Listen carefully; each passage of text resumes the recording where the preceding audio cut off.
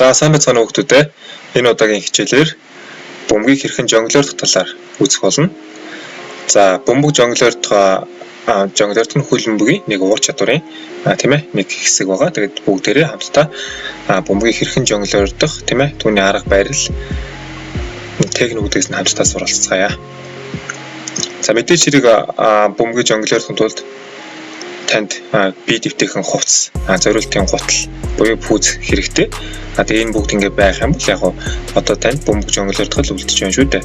За бөмбөг жонглердохдоо хөлийн подиум хэсгээр яг төв хэсгээр нь бөмбөгийг жонглердвол яг илүү бөмбөгийн эргэлт яг зөв эргээд тэгээд юу яах магадaltaй байдаг. 2-р, 3-р, 4-р удаага жонглердоход боломж гарна гэсэн үг. Анханасаа буруу жонглердчих юм бол бөмбөгчийн худлаа тийм ээ байгаад ийш хамаагүй байгаа явчихна гэсэн үг. Тэгэхээр хөлийг юугаар яг өвдөг биш подиум хэсгээрээ бөмбөгийг жонглердож байгаа нөхцөлд бол өвдгийг бага зэрэг хагас нуглаад тэгээд хөлийн дээд хэсгээр бөмбөгийг жонглердно. За энэ бол одоо 2 дахь арга маань тийм ээ бөмбөгийг яг хөлийн дээд хэсгээр маш богинохон хугацаанд ойрын зайд ингэж жонглердож байна. Илүү энэ бол мэдрэмж шаардсан жонглердох төрлийн дасгал байна. За биеэр тэгээ мэдээч хэрэг хагас доош нь бүхтийж өгөх юм бол яг илүү бөмбөгийг хянах боломжтой. Тэгээ хоёр хөлн дээр ерөөдөө ээжлээд жонглердчихдаг. Тэгээд жонглердохдоо бол өвдгөн дээрээ жонглердож болно, мөрөн дээрээ жонглердож болно, цээжин дээрээ, толгоон дээрээ гих мэтлэнгээр ерөөдөө биеийн бүх хэсгээр жонглердож болдог. Зөвхөн гараараа жонглердож болохгүй. Тэгвэл бол бөмбөг хураагдана. За 3 дахь аргыг танилцуулж байна.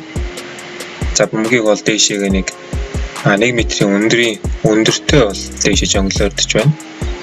Тэгээ мэдээч хэрэг олон дахин жонглердохын тулд байрандаа бас иш тийшээ шилжилт хийж бөмбөгийн дараагийн жонглердох тийм ээ дараагийн үйлдэлийг хийхдээ илүү бэлдэж өгөх хэрэгтэй.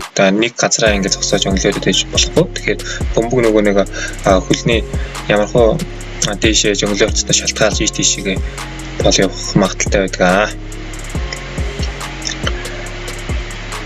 За бөмбөг яг тань руу өөрлөж чинь ингээ те эргэсэн чиглэлтэй байх юм бол бас их айгүй гоё зөв жонглердож ингэж хэлж болно. Тэгэхээр бөмбөгийн одоо эргэлт маань хажуу тийшээ тийм ээ эсрэг тийшээ урагшаа жонглерд тийм ээ эргэлттэй байх юм бол ерөнхийдөө бол дараагийн олон удаа жонглердох ч юм уу асуудалтай гэсэн үг ээ.